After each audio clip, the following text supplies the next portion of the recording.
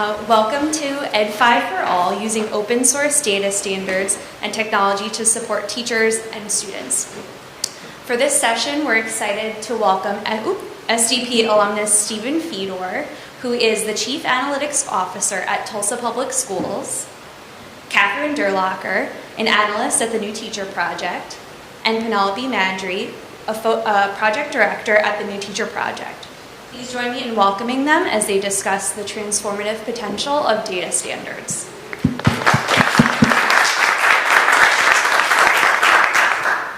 Good morning. Welcome.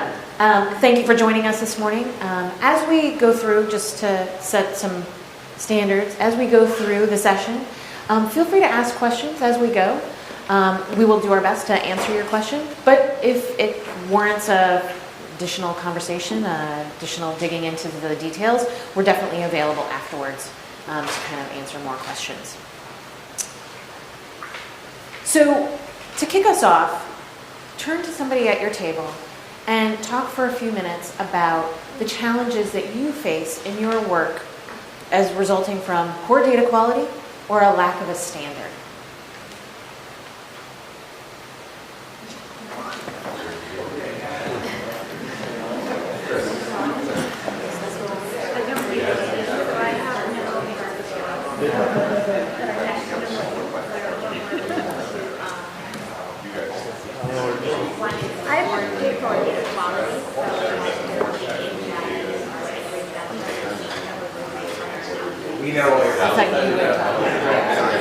Is that okay?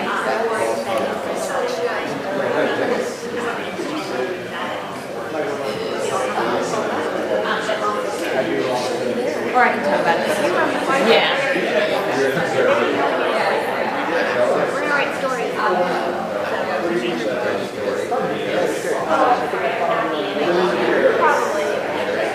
I'm like, look at all these great stories. Usually we're digging up stories or what people do. No, I liked that slide because I thought it gave a good overview, and then my next slide is. I'm Teddy. I work with an organization that works with 4 school districts in Connecticut, and I do a lot of the data work.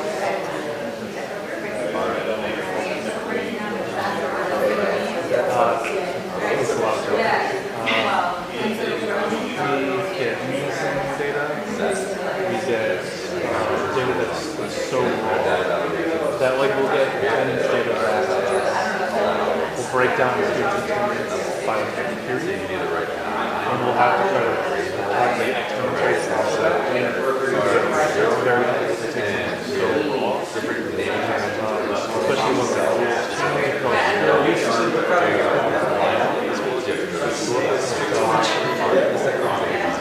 goes out on the system. I'm wondering what's going to be. It's like some really big how long we have in the last 5 years. It's actually not trying to go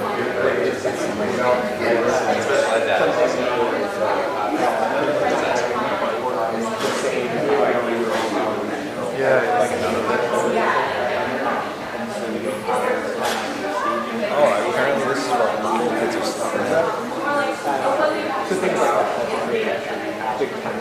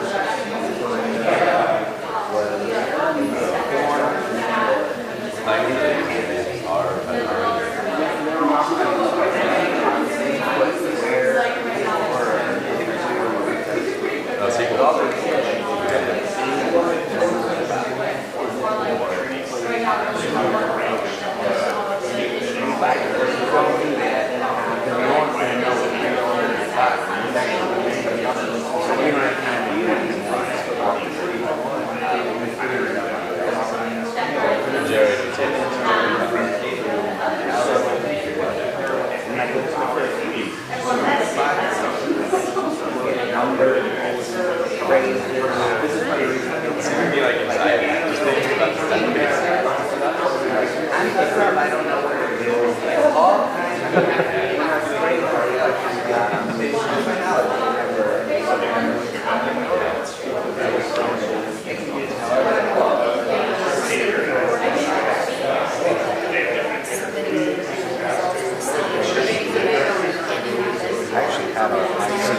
submitted a blog to IC with their behavior stuff.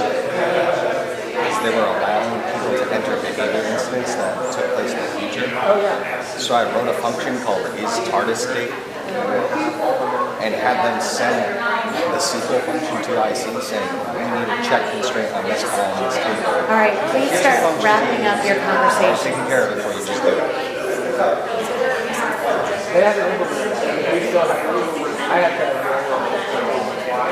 You guys use IC too? Yeah. I'll get someone to forward that to you so you guys can. All right, great. Thank you all. It sounds like a lot of great conversations happening. 4 years in the future. Great. Thank you. So, can a couple people share what they learned in these conversations? Does anybody want to volunteer? Or I can cold call. Yes, you. Microphone. Yes, please.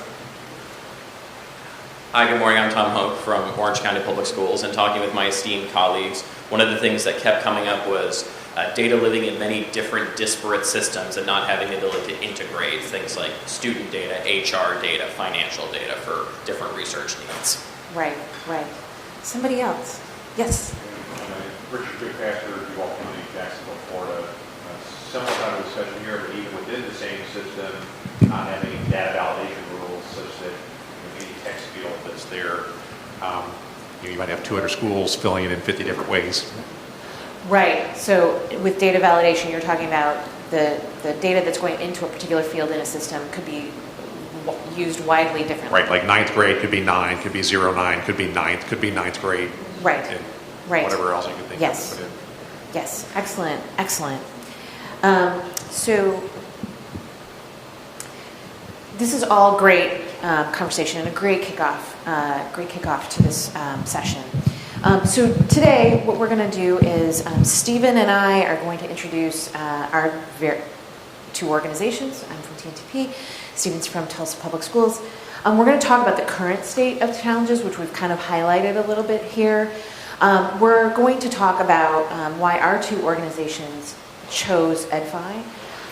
Stephen's going to talk a little bit about what you can be doing right now with your data right now. And I'll talk a little bit about what if EdFi doesn't have what you need? How can you extend it to get what you need? And then we're going to break into groups to talk about how you can make a case for using a data standard in your work, or how you could make a plan for using a data standard in your work. So TNTP partners with school districts, TMOs, state boards of ed. We have 400 people working across the country. If you look at the map, we're in the states and the various municipalities that are highlighted with the blue dots. So we work at every level of public education to end education inequality. We focus on rigorous academics, ensuring that there's great, talented people working at all levels of the education system. And we work to ensure that there are processes and policies in place to provide a supportive environment for this work. Stephen. So, I'm Stephen Fedor. I'll probably stand up and walk around as I talk a little bit, just because it feels weird like sitting behind the table talking at people, but I will talk at you. So, Tulsa Public Schools is a district of 40,000 students. We are supported by 3,000 extraordinary educators across 75 sites. And we aim to be learners, contributors, and designers. That's what our big strategic plan is. And if you were to read our strategic plan, it looks very unique compared to most. We don't have goals of here's where we're going to be. It's rather about mindsets. And we are the destination for extraordinary educators. I'll also go off script just a little bit on, we're going to talk about data standards today, really critical work. But there's also a lot that's going on in the world, and so I would be remiss to not mention in Tulsa last night a individual who was charged with shooting and killing an unarmed black man was found not guilty. And so there's a lot that's going on in Tulsa generally. So as each of us sit here with our hats on, data individuals on, we all know that we're in communities that oftentimes have so much more going on. So Tulsa not only is this, but it's a lot more. So, Thank you. So we're going to talk about the current data challenges. So Stephen, you've got some great slides for this. yeah, so I use my beard trimmer not often, but in Boston and Tulsa. And so this is, as you look at the different plugs, I didn't have to come to Boston with a backpack full of adapters for my beard trimmer because I wasn't sure when I got to the hotel what the socket was going to look like. I knew for certain what the socket was going to look like because in the United States we've adopted a standard for plugs so that we're not walking from place to place with 50 different adapters. In education, when it comes to data, we have not done that. To Richard's earlier point, 9th grade is 9, it's 09, it's spelled out 9th grade with letters, it's 9THG, it's everything. There isn't a standard of what it is, and that's true not just across our organizations, but I venture to say for everyone in this room, within our own organization, depending on the system you're looking at, things are very different. But we have a lot to learn from kind of this plug sample. So what do we not want though? You can have a situation where there's 14 competing standards saying, you know what, that's ridiculous.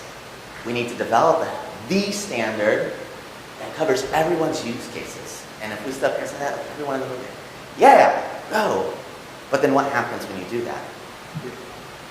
You have 15 competing standards. And so there has to be some agreement and some movement forward in adopting a standard. There's the old adage of the great thing about standards is that there's so many to choose from. And we have that a bit, but by getting around a single standard, we can move forward quite a bit. And so what's the problem? Why do we need a standard? So this will feel very similar to some of your day-to-day work. And if you are like, this session's not for me, this is probably what you're doing right now on your computer, and I completely respect that, it's your time. But you're sitting on line 200 of your code, and you're saying, okay, I need to rename direct report employee ID to A_employee number because that's how I want it to be. And then I get to line 268, I pulled in some new data, and I need to rename teacher ID_DA to A_employee_ number. And for whatever reason, this numeric value is stored as a string in this database, and so I actually need to destring it so that now it's a numeric value. And then I get to line 287 of the code, and I am renaming staff unique ID to A_employee number, and this one also had it stored as a string. Get to line 315 and rename employee identifier to A_employee. These are all the same things, but it's exactly what Richard was talking about. What is going on? And who set this up? And then I'm sitting back there going, I did. And like, what did I do? And then I get to line 335, and it's emp ID, and for whatever reason, someone said, like, caps is going to be great for this naming convention, and so I changed that. And then I get to line 346, and I said, okay, I've got all this together, and as you can see here, this is teacher eval, some evaluation data, or student survey data, value added, and teacher absenteeism data. I'm like, okay, let's put all this together. So now I'm at line 364 of the code. All I've been doing is taking data, cleaning it, and getting it into a standard. And now between line 364 and 456, I do some analysis. I run a loop, and I export these by school site to an Excel file or something else. That was a lot of work. And so what do we want to learn from that? 340 lines of cleaning, fewer than 20 lines of combined data, 106 lines of analyzing. Less than 25% of the code and the time is spent doing what it is that's providing value. The other 75% of the time is spent putting things together and cleaning it. And then you move on to your next task, and you spend 75% of the time. And then you forgot where you put that code, and so you're going to do it again 3 weeks later. So I'll pass it back to Penelope to talk a little bit more about what that means. So exactly what Stephen was just saying is what TNTP sees in their work all the time with the districts and charter networks and state boards of ed, where we go in to help them and we ask them questions, and then they struggle to gather all the data to pull together to be able to answer the questions that we're asking them. And one of the things that TNTP is passionate about is hiring and developing great talent. But in order to do that effectively, you need to have high quality data to guide your work. So examples of questions that we have worked with our clients to answer. Here's a couple of examples, but I'll just dig into the first one. Where are we hiring our most effective teachers? So in order to answer that question, you have to pull data from your performance management system and your HR system and your applicant tracking system. And perhaps somebody's got a spreadsheet on their desktop somewhere that needs to be in the mix there too. And you need to then rationalize all that data, have all the disparate data elements line up into a normalized set of data that you can then do analysis on. And so what ends up happening is that data analysts spend all their time cleaning and rationalizing as opposed to analyzing. So why we selected Ed5? Stephen's got some great information on that. Yeah, so in fact, we mentioned earlier, if you have any questions, don't hesitate to just pop up and Mel, Catherine, or I can experience, again, respond from our experience. But then another great thing that I love about SDP is a lot of people in this room may have the answers, and the three of us may have no idea. Which is likely the case. But Ed5 or a data standard OES doesn't necessarily. That was my phone. I apologize. I'm blowing up. It doesn't have to be Ed5, but we're talking about Ed5 today. It gets all of your data in a single place. So we looked at that previous example that I had. You're actually pulling from different places, whether it be databases, spreadsheets, written down, trying to key in some information. That's terrible. But putting it in a single location, having standard naming conventions so that it's not A_employee number in one place and 15 different things elsewhere. Built-in quality controls. So when thinking about data integrity, what I showed there is just putting all this information together. I don't know if individuals are duplicated by name that have different IDs and things like that. And so by having a standard, able to just run constant scripts on it for identifying if there are issues with the data and flagging that in a very quick, simple way for you to then be able to see, okay, I as a person now need to understand if this is really a problem or is it a flag that shouldn't be flagged.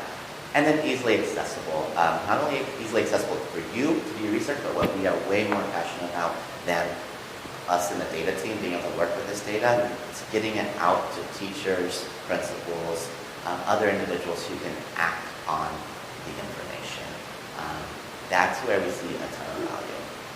Now I'll be able to talk in more detail than A lot more detail. I apologize for all the text on this slide, but let me wade in here. So when TNTP started thinking about the problems that we were seeing when working with our clients, one of the things we considered was that student data standards are much farther ahead than HR data standards. So when we started looking at Ed5, we thought, okay, well maybe we could get a little bit farther ahead because that's a student. It started out as a student data standard, and if we partner up with a student data standard, that kind of gets us a little bit ahead as opposed to setting up a whole separate HR standard. So we looked at Ed5, and what we liked was that there are open source technology tools that support the standard. So there's an ODS with an API. There are a couple of basic student data dashboards that are available for you to use. And there are some tools that help you test what you're building as well as extend out the standard and the technology. We also like the community. So it's an active community. You'll see on the Ed5 site that there are extensions that have been submitted and are available for anyone to download by people within the community. So it is an active community engaged in discussion of the standard and building it out. And then we also like the fact that there's a lot of different ways that you can take advantage of the standard. So you could just do the most basic, I'm trying to rationalize all this data. I'm just going to use the Ed5 data standard as kind of like a dictionary to kind of help map everything together. Or you could say, I'm going to take the standard and I'm going to implement this in my data warehouse that I have in my district or my school. And then you could go all the way, which is to implement everything. Implement the standard and the ODS and all the tools. So this is a diagram that shows how data flows. Now, there's a variety of systems that you could have in your school or district on the left. And the future that we would like to reach is where the HR system, the SAS system, and the LMS system are all producing data automatically in the Ed5 standard that can then easily flow through the API into the ODS. That is the fantasy. Unfortunately, that is actually in your control a little bit. You can advocate to your vendor to say, this is important to me, this is what I need. This will make my life much easier if you do this. So that's definitely where we would like to head. But until then, you can implement an transform and load process where you take the data out, you transform it into the standard, and then you load it into the ODS via the API. And then the data is available for dashboards or reporting. Any questions about any of that? Yes? So I think probably a lot of districts run into this where it may not be necessarily the IT department or even the folks that do a lot of work with data directly that end up purchasing technologies and platforms. How can we get vendors to stop holding our data hostage so that we can actually establish these ODBC connections or JDBC connections or get them to standardize on a RESTful API to allow us to move the data however we need to move it when we're the data owners? Sure. So certainly, I have a couple of points, but I'm sure other people have great things to share as well. One thing I think is that certainly whoever's making those purchasing decisions, educating them on this is why we need to get the data out and this is the benefit to us. And then secondly, only selecting systems that will allow you to get the data out. I mean, telling a vendor, I'm going to stop my contract with you because I can't get my data and I'm going to switch to another vendor, your competitor, so I can get my data. I mean, that's pretty powerful. But maybe other folks have some other things that they've tried and been successful with. Yes? I'm Brian Weil with Michael and Susan Dell Foundation. Yeah, absolutely. Assert your rights as a customer, right? Remind them that you're the customer if you need to. But even then, sometimes there are vendors who have lots of long explanations for why they can't or won't. One of the things that we're seeing and encouraging at the foundation is district collaboratives being formed, specifically around these kinds of issues. Oftentimes, targeted specifically to one or another type of data, assessment data or HR data, right? But look around and see if there are other districts experiencing the same thing and start banding together, because that's one of the best ways for them to realize this isn't just a single district that they can dismiss or a single customer, that this is really a market trend that they'd better start paying attention to. Great. Thank you. Yes, sir. One of the challenges with this, though, is always the amount of inertia that is in having, so like take your SIS, the cost of replacing your SIS is massive.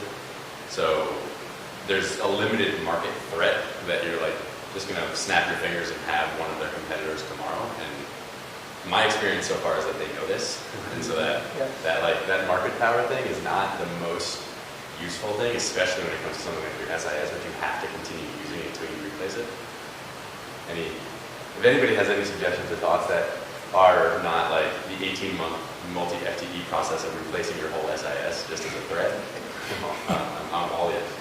So, Stephen. I think there's a few different challenges that come around. There are these huge switching costs. Don't really know what it is that I would do if I can put out a threat, but it's an empty threat because I have nothing to switch to.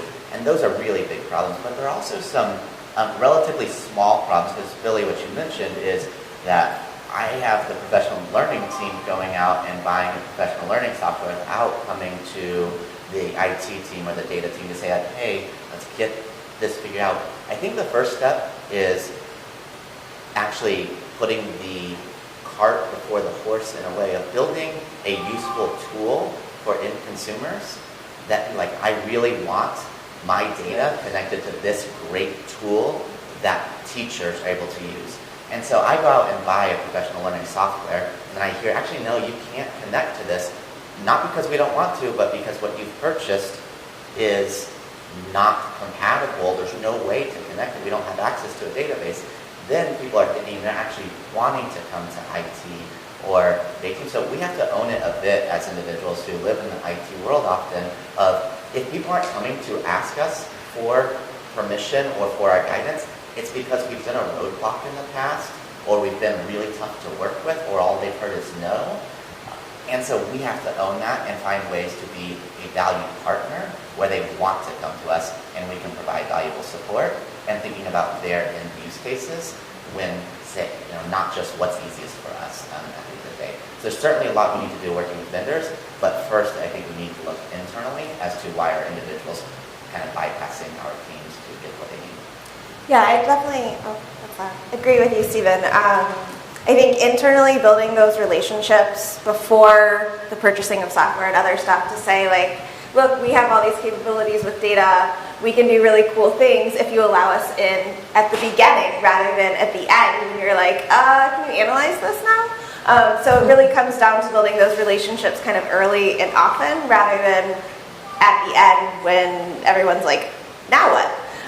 So the other thing, just in terms of working with vendors, I have had a lot of luck continually asking for raw data downloads to the point where they get so frustrated that they are slightly more willing to give you access to the databases. So you can always go that route. All right, so I'm just going to, in the interest of time, I'm just going to move on just a little bit, but we can absolutely continue this conversation after the session. So the cons of choosing EdFi. I want to be totally transparent. EdFi technology is advanced technology. It's open source, it's free, you don't have to pay a license. However, it does take significant technical skills in order to be able to implement it. It's not like installing Microsoft Office on your laptop. It's sophisticated technology that requires a developer or somebody with some significant technical skills to be able to install it and load up your data and stand up the whole system for you. Additionally, at the moment, there's only a handful of vendors who have actually worked with EdFi so far and have experience standing it up for a district. And then it can be a large upfront investment. But when you weigh that against licensing a solution off the shelf, I think over time you'll find that ultimately you end up, you could end up spending less money over time. But you should just be prepared that there is a large upfront investment to hire those technical resources to stand it up and to get all the connections designed and implemented. So that is something that you should be aware of and you should be thinking about. Any questions about that? Yes, ma'am. Just from your experience, what's the current percentage of schools or districts who are using EdFi but planning to switch to EdFi?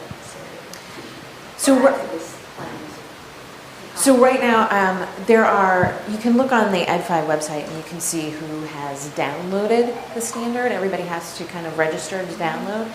Of those people, I'm not sure who's actually started taking steps to implement. Definitely there are districts out there who have implemented and state boards of ed who have implemented, but I can't sort of answer your question with a lot of detail. Ryan, do you have more info on that? I don't know a percentage. Just a ballpark.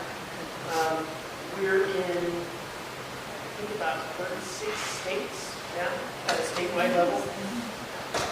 EdFi is in, and just full disclosure, the EdFi Alliance is part of the Michael and Susan Dell Foundation. We're in over 36 states at a state level, at some level of adoption and implementation. I don't know the total number of school districts. As a percentage, it's probably still small. It's a growing standard in terms of the adoption curve. but I know that we are that the standards are servicing millions of students at this point. Great, thank you so much. So, Stephen, why don't you share with us why Tulsa decided to select EdFi?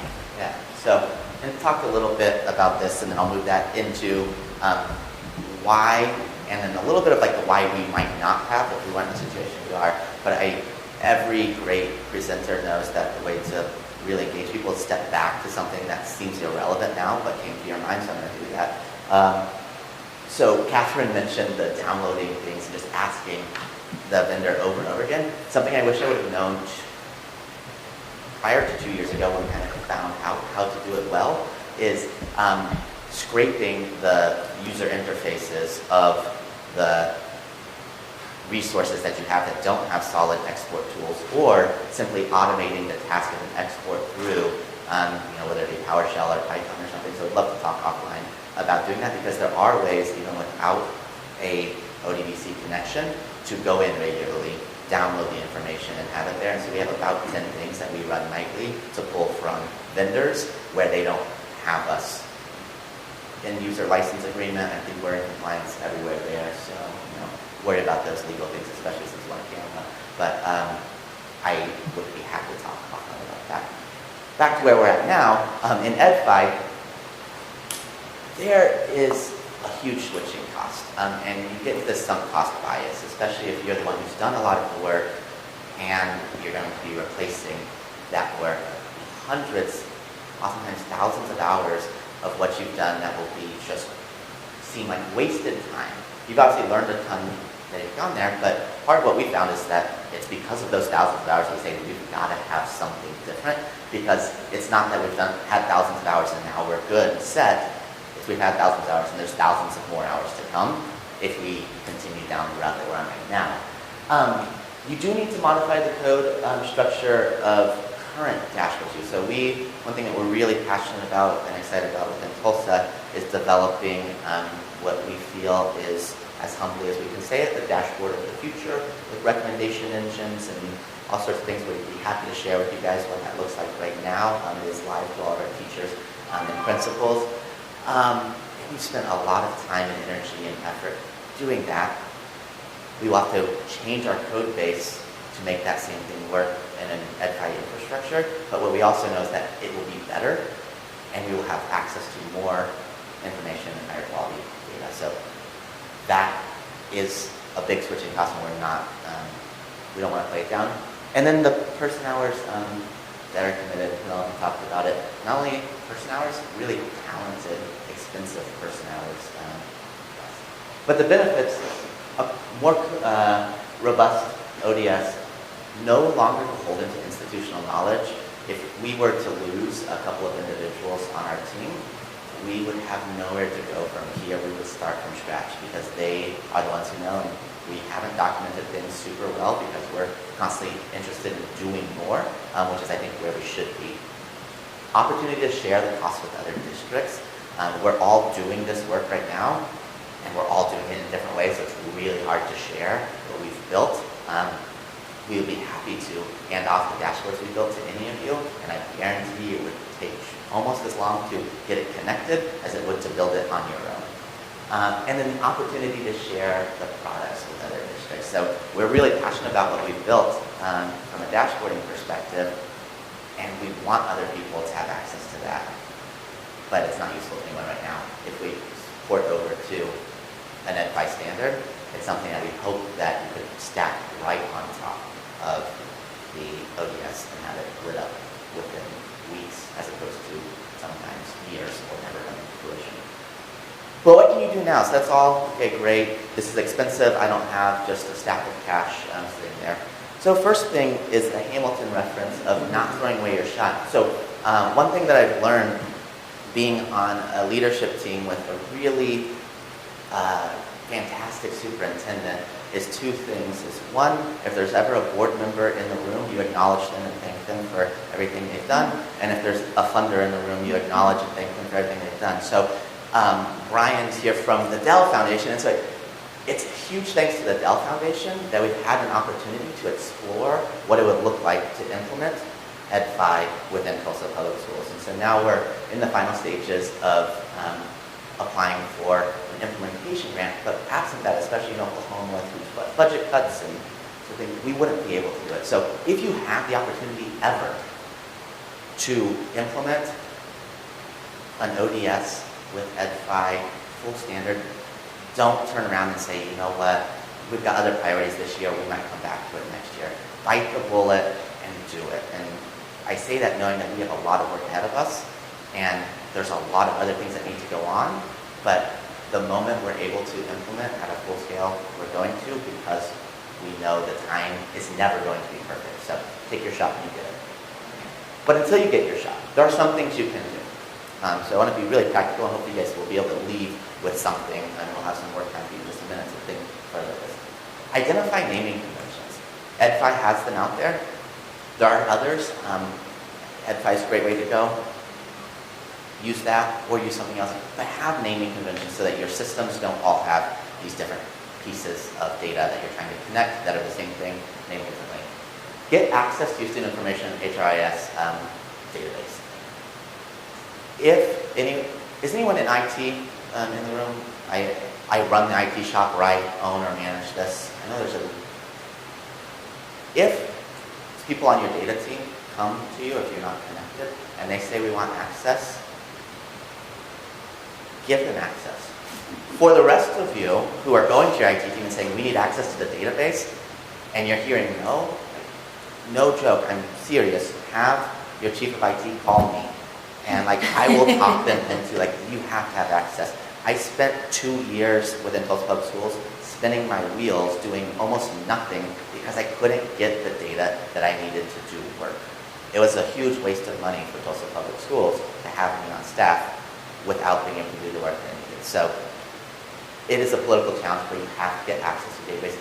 Most student information systems and human resource information systems have databases that you can connect to. There are a handful that don't, but I'm thinking Power School, Infinite Campus, Munis, which is a big one. Most of those you can get the database. And if you hear from the IT team we can't, dig deeper because you probably can for those large systems.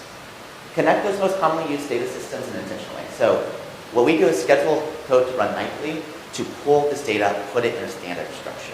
And so what we ultimately have is a quasi-database that we've developed that's standardized, and then pull your data from that. So instead of pulling from the database, and then this database and this spreadsheet, have all of that connected, running on a nightly basis, and then connect to that piece that now it's a few hours old, sure, rarely in our work is a few hours going to change the insight that we gather. And then work from the same code. So on teams, using GitHub or some other sharing, have individuals on your team working from that same code.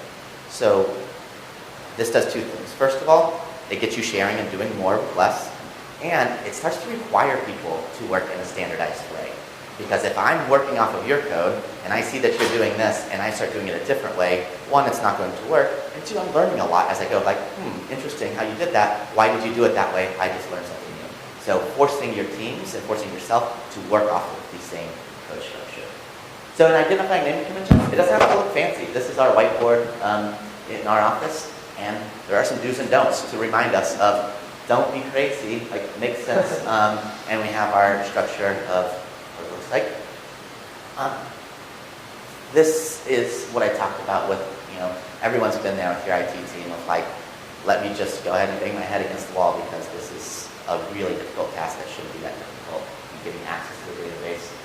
Task Scheduler on Windows is, if you haven't found it, it's the best thing that existed. If I know a lot of you work in Stata or in SDP, you can run automated tasks in Stata, do files through the Task Scheduler to do that.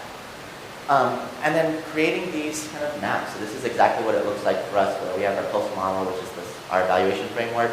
Have the schema for here's how we're pulling all of the data. Here's what's in kind of each of these summary data pieces. Each of these little diamonds is a separate table, if you will, if it were a truly structured database, but it's not. But we can pull, so we only pull from the diamonds now. And that's true for tripod, where we pull from the diamonds and here's what's in each of those diamonds. So we have these spreadsheets that we're pulling from, even absent a true ODS standardized, but we're all working from the same thing. But if you do all that work, use it often. There's some statistic out there that you'll read about home gym equipment is used something like 3 times on average.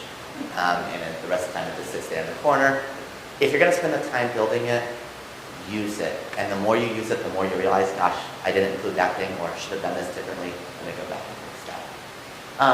And when you don't have a standard, it's okay to kind of make it up and say, like, this is not right. But that doesn't make it wrong.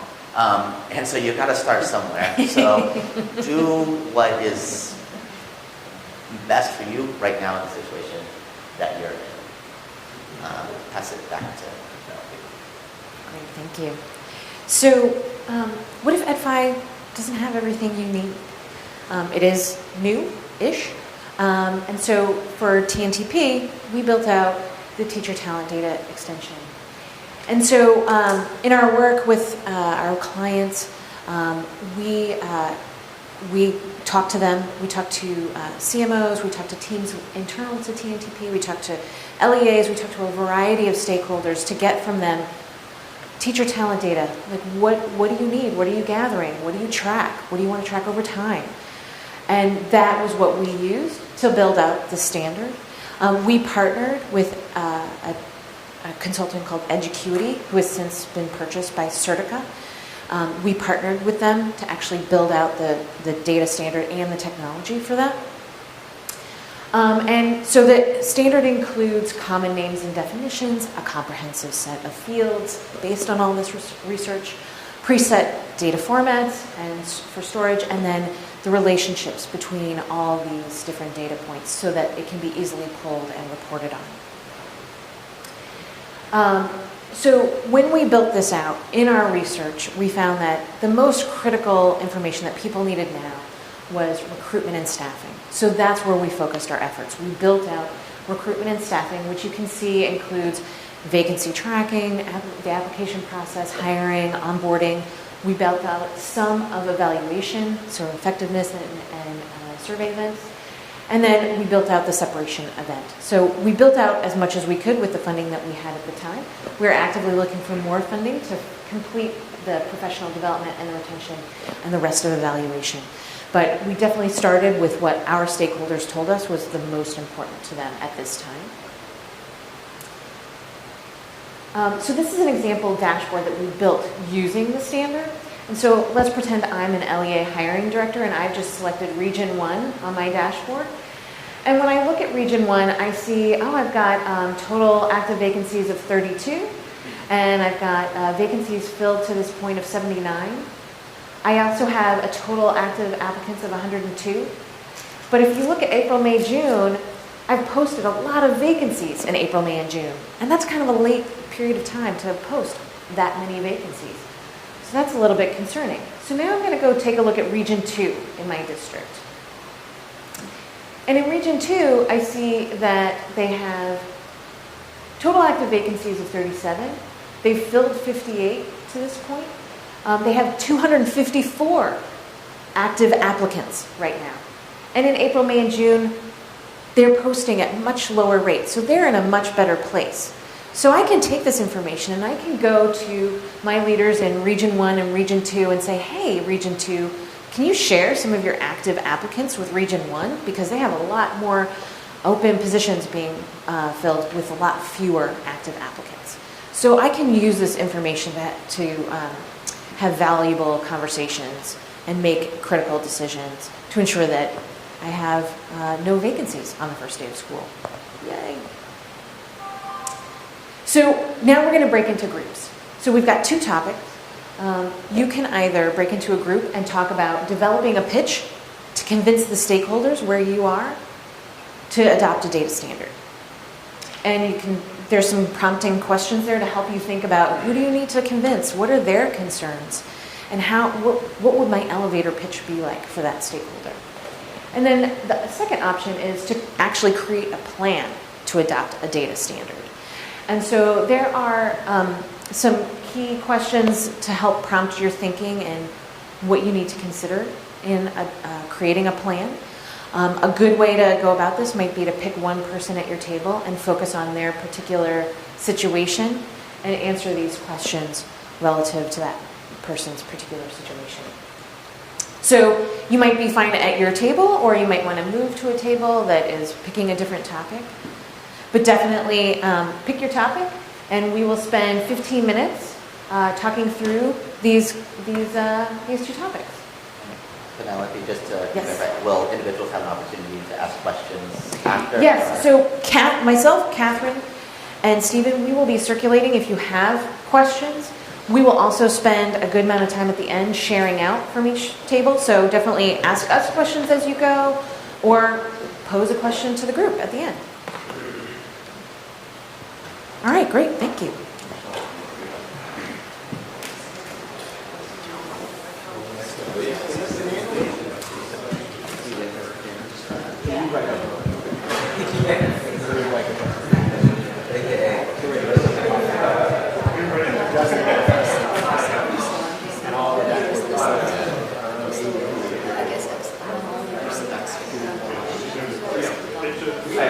Yes, that's good. Thank you.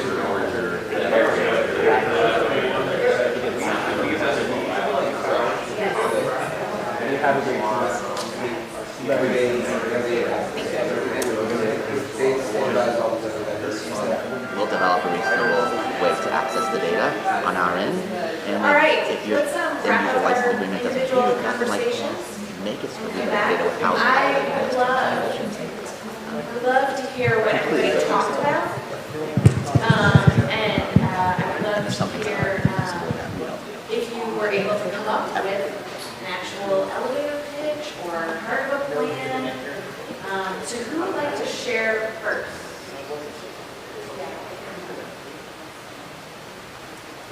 I'm also not afraid to cold comment. I'll go there. All right, let's start with this table over here. They seem very nice, and they have lots of great advice.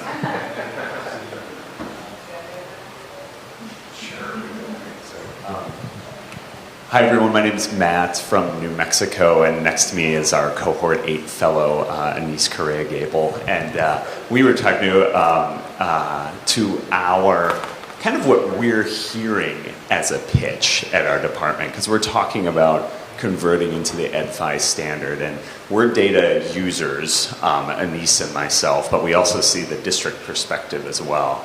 And when we talk, and this is mixed in with a lot of just infrastructure improvements in general at the department. And so when we think about our issues, we think a lot about access and data quality, and the plan that's been submitted and is being thought about and contemplated as something we want to move forward with would enhance both of those through this data mart and through customized data dashboards that are rooted in projects that we feel like are important. In the conversation when Penelope joined us, she mentioned, really linking it to the strategic direction and what's important to the department and our program managers is really a critical piece of that. And I feel like we're headed in that direction, which is exciting. We have investment in that process, both from the very top of our organization and from our program managers. And so it's exciting. But I think it also feels like it's promising a lot. So there's a lot of high hopes here, and knowing how much investment and how much time, like it does feel like that it may be able to accomplish that by moving to Ed5 and creating these other systems that support that structure and give people more access to better quality data.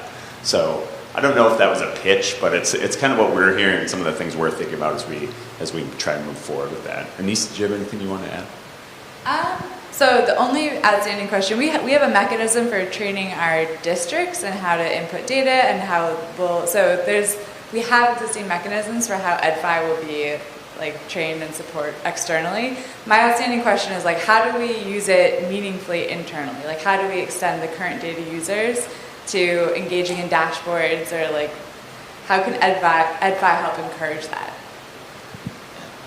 And I just want to note that as I was walking around, a similar discussion was going on at the table right behind you, or at least came up of, and we talked just briefly about selling a ODS and these really great tables with, this perfect schema. Like, no one cares, right? It's not the selling point. And so the dashboards or that front end utility not only is what needs to sell, but that or the research we're going to be able to do because we have this, or other things, is what people are going to buy into, and it's what's going to move from data to action, and hopefully improvement. So I think that is absolutely critical. I imagine many people talked about, we're talking about the ODS and EdFi as like this big thing. People see the small piece of it and don't always see all the behind the scenes work, but it's just want to acknowledge that there's a conversation going on. Who would like to share next? So I was telling the folks here that one of the first things that I started working on once I got to my district was developing the RFP. And what district are you in, sir? Fayette County Public Schools. Great, thank you. So I had to write the RFP for our data warehouse dashboard platform. And so some of the pain points that we had been discussing, we were kind of like building into the RFP process on the front end so that whatever vendor we would select, we would actually get someone that would be pretty responsive. And in terms of the data standard, the vendor that got selected, who happens to also be at Convening, is also an EdFi Alliance member, VersaFit Technologies. I think part of the pitch and what we were talking about mostly was because there are so many disparate data sources that are completely siloed, there's no way for anyone to really ask questions outside of instruction in isolation from everything else, or outside of HR in isolation from everything else, or finance in isolation from everything else.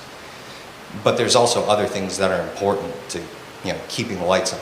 So the example that I tend to use all the time is if you worked in a building where every week the toilets overflowed and it took forever to get them repaired or maintained, or your Wi-Fi endpoints were going down, or like Stephen was saying, you're constantly badgering IT like, hey, I need access to this, hey, I need access to this. And you're putting in all these help tickets. That's going to have some negative effect on your ability as an organization to retain your talent and to attract talent that really wants to be there. But those type of operations-centered data don't integrate with student information systems or HR and finance systems. So part of what I've been using to kind of pitch things is basically like, look, right now, the questions that people are thinking about and asking are really just thinking about seeing the surface. So not even recognizing that there is anything beyond the surface. And there's a lot of really important stuff that we could answer if we had access and we were able to integrate all these different data. So now the operations folks would be able to say, how does our job affect not only staff retention and things like that, how is it affecting students? How do students feel about their schools? Do they actually want to go into the building, or are we taking too long to repair things that affect how they feel about their school and how safe they feel going to their school? Or if they have toilets overflowing all over the place. Great. Thank you. Who would like to share next? Richard. So as we looked at number one in terms of the key stakeholders, we certainly felt it was important to get the buy-in of district senior leadership, kind of define that as you may, but that if there wasn't that kind of top-down buy-in, that it wasn't going to happen. But that included some people as the CIO, your accountability/data assessment groups, even down to the perhaps the data entry users, depending on at what level you wanted to implement this, and certainly HR Some of the concerns were, data consistency.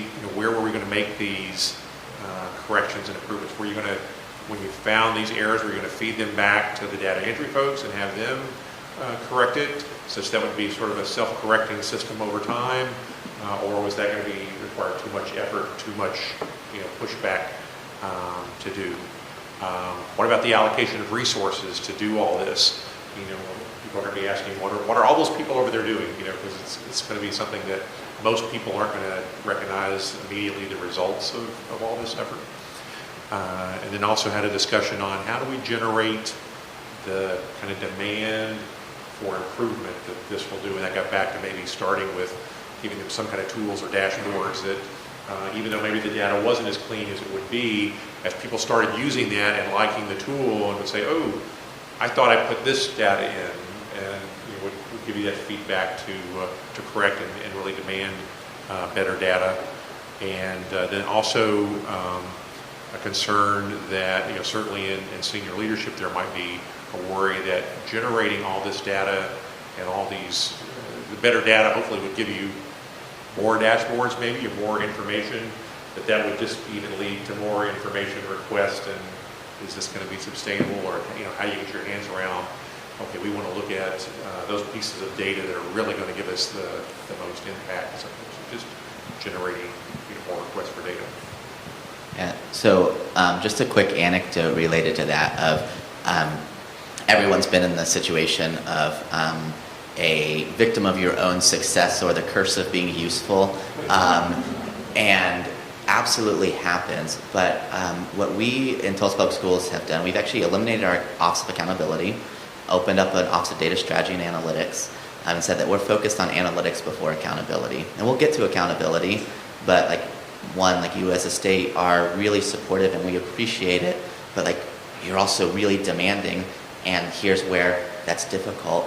And so as opposed to going to the state and saying, what do you need from data for us for accountability, going to the schools and saying, what do you need? So in developing our dashboards, we've built out a recommendation engine, and the first recommendation that we put in this recommendation engine is an alert. So when a teacher logs into the dashboard, if it's a student's birthday, it says, wow, did you know it's Richard's birthday today? Be sure to wish him a happy birthday. That's what teachers wanted as a tool for them. They didn't ask for, and frankly, a lot would say, I don't care that much to learn that this student is 30% below grade level growth, yes, they are with that student day to day. They know that student's struggling and they're working with them. And yes, we need to provide them data, tools, and insights to help improve, but finding out what they want first to gather that adoption, and then having the additional tools that are more of what we believe is going to lead to improvements is, I think, the right route to go. Too often, I think we're going the opposite direction, and we never get people on the dashboards or tools that we build because we didn't build for them. So that user-centered design, I think, is absolutely critical and something that we can learn a lot from. So we're trying to public schools, still have a lot to learn, but I would encourage us as an organization and SDP to be thinking about that. Well, that's a great example of how you could use a dashboard to improve culture. That's awesome. How exciting. Stealing your idea right now, Stephen. Who would like to share next?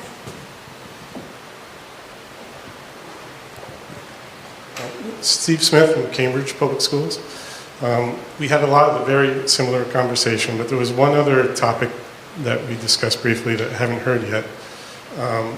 And that was more around districts kind of being in the middle of the standards war. For those of us that have been around for a long time, standards, we've been dealing with this for close to 20 years. SIF came out 20 years ago. Then SEDS was going to be the utopia that was the same across the country. And now we have EdFi and IMS Global. They all have their pros and cons. They all have different pieces of the marketplace. And as districts, we have to deal with what our state is requiring, the various vendors. And I really feel like we're stuck in the middle. And many of us had the bruises to show for that over the years. So a couple of us talked about how we're now focusing on just building the ODS that is capable of supporting multiple standards and not focusing so much on the standard. It's more expensive in the long run and a little more work, but it feels like that's what we really need to do to meet all the demands. So just another way to look at it. Great, thank you for sharing. Does anybody else have a comment about feeling pulled in different directions by different standards? Yes. Just to kind of comment on that and also what Richard said, I think that the biggest concern that we had was the last one that Richard mentioned, which is that our IT office, our chief information officer, doesn't actually see any standard as comprehensive. There's certainly no ODS that's comprehensive or data warehouse framework that's comprehensive. It doesn't even kind of make sense for a data warehouse framework to be comprehensive. And so they don't quite understand what they're signing up for when they sign up for a standard. Like, to them, what they would see a benefit is if it establishes some guardrails and standards and governance around what went into that ODS and the warehouse in the first place. So this idea of starting from the back in mind, and the back can be completely open or exploratory and lead to the collection of a bunch of different fields, derived fields, and never really have any end date, from an analytical perspective, I think is very inspiring and hopeful and makes us smile from their perspective, often has the exact opposite effect. It seems sprawling and not focused and already overlapping with a lot of concerns that they often have year to year from state reporting. So that's been the biggest challenge for us, is to bring them in to the process, try to get them as excited as possible about the end state, make them partners in that. However, I think they have a very valid concern with that eventually that kind of working from the end in mind, but not really knowing what that end will be, leads to a concern where you have a little bit of sprawl, not a lot of governance, and then just with kind of natural turnover, you're not really getting the standard. The standard was the starting point, and then you will have as many additional tables or fields in your ODS as you even had when you started with the standard. So that's just something we're struggling with. Again, I think the end is worth that struggle, and with all of these things, you have to choose where you want your problems to be and deal with it and just try to protect against the extremes. That's the hardest thing we've had to face, and we're kind of on the border of kind of accepting and sending to the board our EdFi contract, and that is the last big piece for us, trying to get our IT team on the same page with that. Right. Thank you for sharing. So I think there's one table in the back who hasn't shared yet. Did I have that right?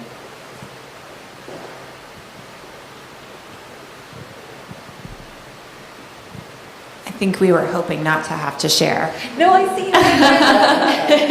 I think we focused a little bit more on topic 2, creating a plan, and really talking through, I would say, the relational work that has to occur in order to move in this direction. As someone who oversees classic IT as well as data and research, it's very easy for me to navigate both those worlds. Very difficult for most LEAs or most agencies to do that. So I can't overstate the importance of being willing to walk down the hall, listen, and be humble when you're trying to get end users to be excited about this work. Because at the end of the day, you can build something really beautiful, but if it never leaves IT, nothing's going to happen with it. I don't know if either of you want to add to that, but that was kind of where we sat.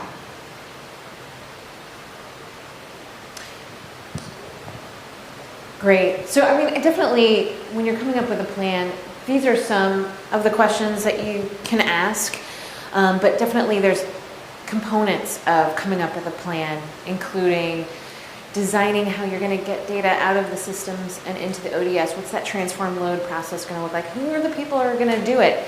But a key thing that we talked about was, how are you going to get users to adopt it? Like, you need to start thinking about that from the beginning to ensure that that is not something that falls off at the end, because that's the most important part, is user adoption and users actually taking advantage of all this work that you've just put in and all this awesome data that you just pulled together for them.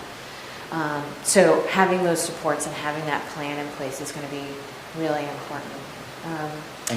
If I can add to that, so I don't think this comment is in conflict with that, but is a caution with that, because that's not even the beginning of the first page of the list of questions that you would want to answer. But one of my favorite quotes is actually from Garfield, and it's that if you plan and plan and plan some more, nothing will ever happen. And so don't get in the situation of having to be planning and knowing the answer to all of those questions and the many more that come up before taking those first steps.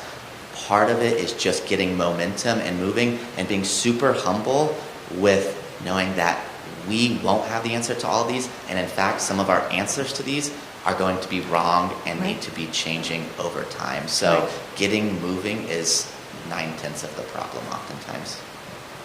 Awesome.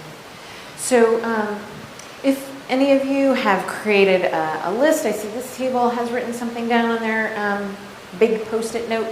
Definitely take a picture of it, post it on the shed resources section of this session, and that can be shared out with other folks who weren't in the room, or folks who are in the room who might be able to benefit from that. But definitely really appreciate all the conversation, the sharing that you all have done.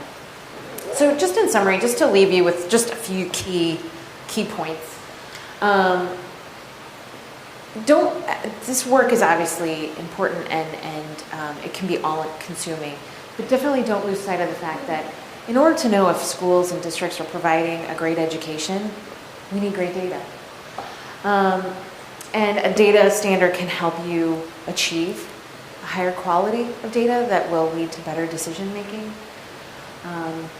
And the Ed5 standard, we've talked about a variety of standards. The Ed5 standard has the advantage of being an open source standard with open source technology resources. If anybody has any questions or anything else you'd like to talk about, definitely feel free to chime out now, or grab Stephen or I or Catherine afterwards, and we're happy to talk to you. Great, thank you all very much.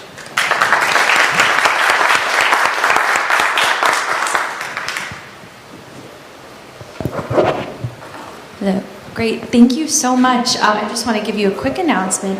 At 11 o'clock is the open debate in that big Pacific room.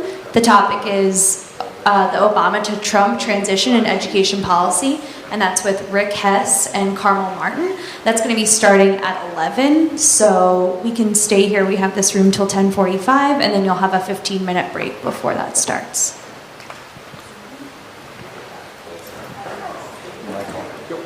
How are your job search skills? I'm not like you.